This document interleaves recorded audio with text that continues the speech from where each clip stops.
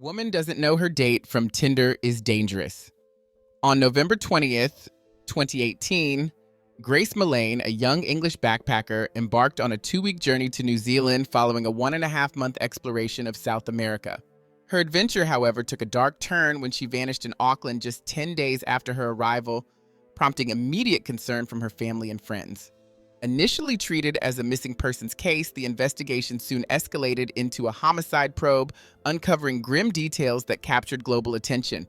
Grace, born Emmy Rose Mullane on December 2, 1996 in Wickford, Essex, England, was the cherished youngest child in a close-knit family. Raised by her parents, David and Gillian, along with her 2 older brothers, Grace was known for her humility, compassion, and vibrant spirit.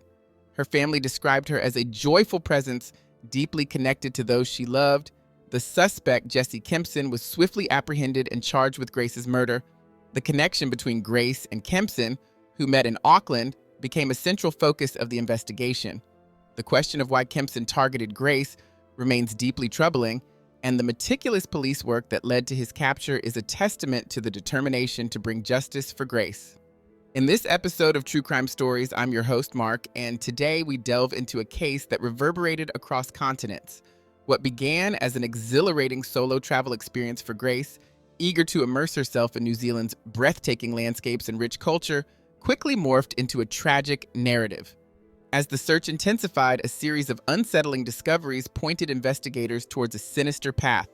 The unfolding investigation revealed a complex web of deceit, culminating in a trial that exposed startling truths and tested the resolve of even the most experienced detectives. Join us as we uncover the chilling saga of Grace Mullane, from her vibrant life cut tragically short to the exhaustive pursuit of justice. Through interviews, analysis, and a close examination of the evidence, we'll piece together the events that led to one of the most heart-wrenching cases in recent history. Grace Mullane's educational journey began at St. Joseph's Catholic Primary School, transitioned through Brentwood Earson Covenant High School, and concluded at St. Thomas More High School. Furthering her studies, she attended the University of Lincoln, where she earned a degree in advertising and marketing. Known for her vibrant personality, confidence, and sociability, Grace was well-liked throughout her school years. In 2018, after her graduation, Grace, filled with a zest for life, decided to take a gap year to explore the world on her own terms as a backpacker. Her early university days saw the end of a high school relationship, and she embraced her independence wholeheartedly. Grace was open about her personal life, including her interest in BDSM, discussing them candidly with her friends, and engaging with various online communities dedicated to such lifestyles. Grace's involvement in fetish communities was known to those close to her. She shared her experiences and explorations openly in these groups. Her approach to BDSM was cautious, always mindful of the physical and psychological impacts involved. This openness, however, was a source of concern for Grace, who sometimes feared that her candidness might expose her to risks. Tragically, these fears were realized during her backpacking trip in late 2018. This incident raises questions about the balance between personal freedom and safety, a topic we invite you to discuss in the comments below. Would you share your personal interests if they could potentially expose you to danger? Or would you keep them private? Apart from her adventures, Grace was also deeply passionate about art. Grace Mullane funded her travels using her savings, embarking from South America, where Peru was her initial stop. Throughout her journey, she actively updated her social media with experiences and maintained constant communication with her family. Over a span of 6 weeks, she explored various South American nations before heading to New Zealand in mid-November. Grace was particularly enthusiastic about this leg of her trip and had plans to visit Fiji and Australia afterward before concluding her travels and returning home. On November 30th, 2018, Grace checked into Base Backpackers, a hostel well known among travelers. Having been active on Tinder since her breakup with her high school boyfriend, she continued using the app during her travels. That same night, she connected with Jesse Kempson on Tinder. After exchanging messages, they planned a meeting for the following day, December 1st. Though initially hesitant due to Kempson's forwardness, she was eventually persuaded to meet him at the Sky City Hotel. Grace left her hostel at 5:30 p.m. on December 1st to meet Kempson at Sky City. As a newcomer to both the city and country, she looked forward to a pleasant evening exploring Auckland. Unfortunately, the night did not unfold as she had hoped. The following day, December 2nd, 2018, marked Grace's 22nd birthday. Known for her closeness with her family and her frequent social media updates, it was out of character when she failed to respond to the birthday messages flooding in. Concern grew when all attempts to contact her on her birthday went unanswered, with calls directly going to voicemail. It was uncharacteristic of Grace to ignore calls or to be separated from her phone. Grace Mullane felt a strong connection with her date, and during her last exchange with her friend Amina, she mentioned how well they clicked. She promised to update Amina the following day on how the evening turned out. Up to this point, the authorities were unclear about the identity of Grace's date. However, a breakthrough came when they examined her social media interactions. Shortly after Grace returned from the restroom during their date, a person named Jessie Shane Kempson left a comment on her Facebook profile picture describing her as beautiful, very radiant. This comment was the first lead pointing directly to Kempson in connection with Grace's disappearance. Jessie Kempson, born on December 28, 1991, in Wellington, New Zealand, had a challenging upbringing. His parents separated when he was 9, and he was primarily raised by his father and grandfather. Contrasting sharply with Grace's stable family environment, Kempson's childhood was marked by instability and trauma. Interviews with his family and friends painted a picture of him as an undesirable acquaintance, commonly described as a compulsive liar. Further investigations into Kempson's background revealed his propensity for deceit. His stepbrother described him as a pathological liar who thrived on exerting control over others to the extent of falsely claiming he was terminally ill with cancer.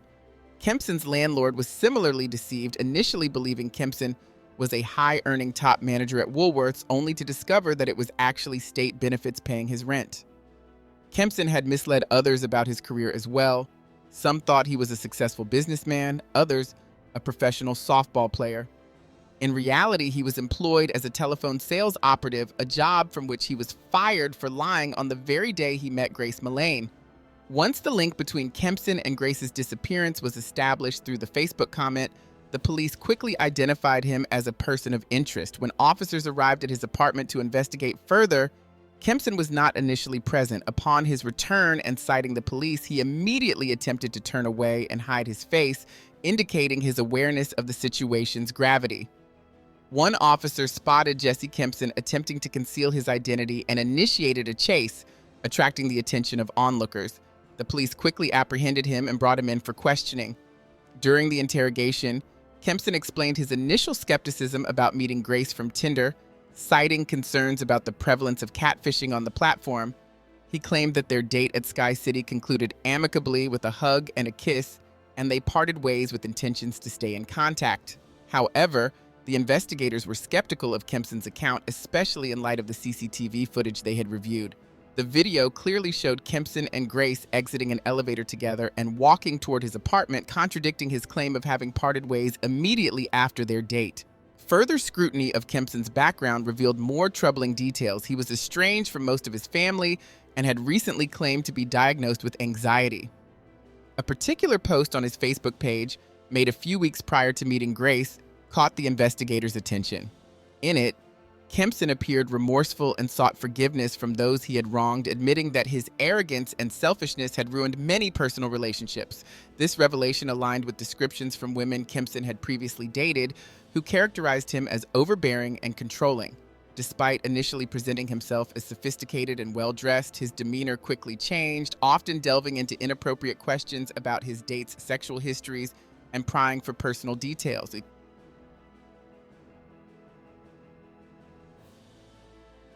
The police painstakingly analyzed nearly 6 terabytes of CCTV data, focusing on Kempson's movements on December 2nd, the day Grace was supposed to celebrate her 22nd birthday.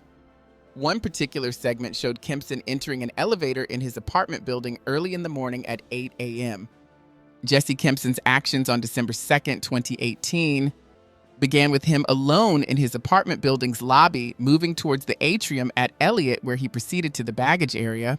There, he acquired a suitcase and then purchased some cleaning supplies. Shortly after these purchases, around 11 a.m., Kempson rented a red Toyota Corolla from a local car rental agency in Auckland, indicating a meticulously planned day. Kempson's behavior escalated in peculiarity as he met another woman for a date just hours after securing the suitcase and cleaning supplies. This was not Grace Mullane, but another connection from Tinder. The police quickly contacted this woman and brought her in for questioning, hoping she might provide leads on Grace's whereabouts. During the interview, the woman expressed how uncomfortable Kempson made her feel throughout their date. She recounted unsettling details, including Kempson's discussion about purchasing a large duffel bag supposedly for sports equipment and a macabre fascination with murder. He even posed a hypothetical scenario to her about how a single mistake by a murderer could lead to a lifetime in prison.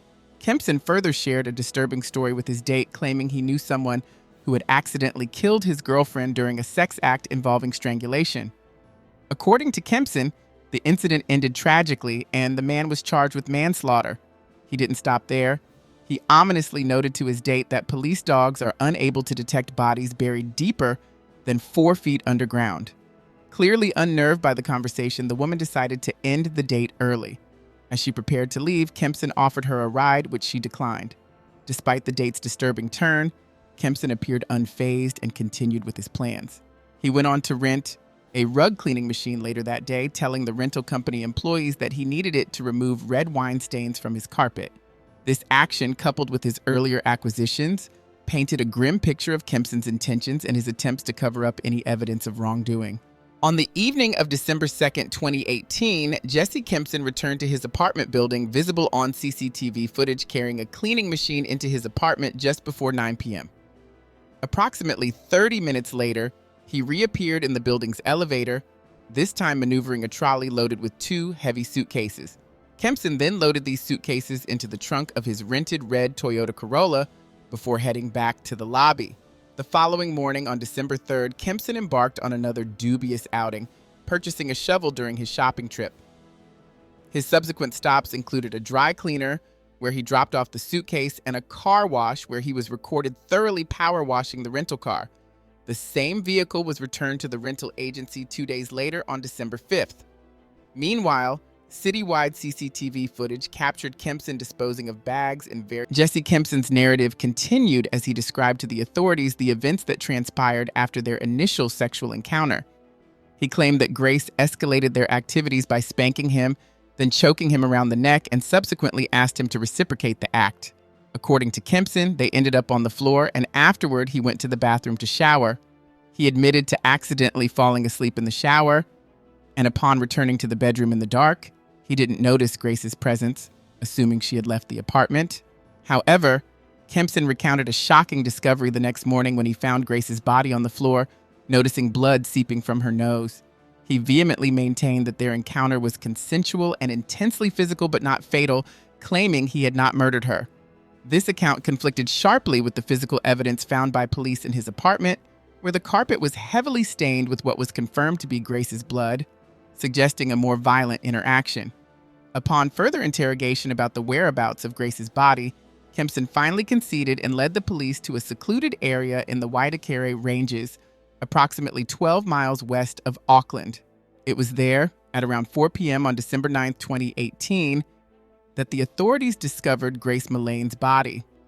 Detective Inspector Scott Beard addressed the media regarding the discovery, stating that they had located a body they believed to be Grace's. He announced that a formal identification process was imminent, though preliminary evidence led investigators to confidently assume it was her remains. Beard expressed deep sympathy for the Mullane family during this devastating time, acknowledging the immense grief they were enduring. On December 10, 2018, Jesse Kempson made his initial court appearance, facing charges of murder in connection with Grace Mullane's death. However, due to a defense appeal, an interim suppression order was placed on his identity for 20 working days, restricting New Zealand media from disclosing his name or any identifying details.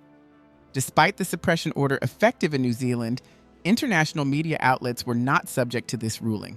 Several newspapers and news channels in England openly published Jesse Kempson's name, circumventing the New Zealand legal constraints and bringing international attention to the case. On January 16, 2019, Jesse Kempson appeared before the Auckland High Court, pleading not guilty to the charges against him.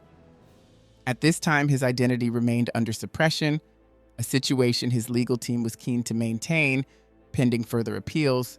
The court reviewed this appeal on February 7, 2019, and ultimately decided to lift the suppression, thereby making Kempson's name public. The trial for the murder of Grace Mullane commenced on November 4th, 2019. During the trial, the court was presented with a deeply disturbing autopsy report indicating that Grace had been strangled. The report also noted bruises across her arms and chest, suggesting she had been forcefully restrained. It was revealed that significant pressure had been applied to her neck for approximately 5 minutes, leading to her tragic death. Further damaging evidence came to light as the police reported that Kempson had misled them during the investigation. Following the court's decision, the Mullane family delivered a poignant statement to the media. They expressed a collective relief at the guilty verdict for the murder of Grace Mullane, acknowledging that while the verdict was a measure of justice, it did little to alleviate their profound grief. They shared the immense suffering they had endured since Grace's murder a year prior, which had irrevocably shattered their lives. The brutal killing of Grace Mullane has left an indelible mark on her family and friends. Grace, remembered as a beautiful, talented, and loving individual, had been a beacon of joy and affection in the lives of those who knew her. Her loss remains a deep and enduring sorrow for her family, who described her as their sunshine, now painfully missed. This tragic event concludes the case of Grace Mullane. Thank you for joining us in remembering and reflecting upon her story. I am Mark, and this has been an episode of True Crime Stories. I look forward to sharing more stories with you in the future. Until next time, take care.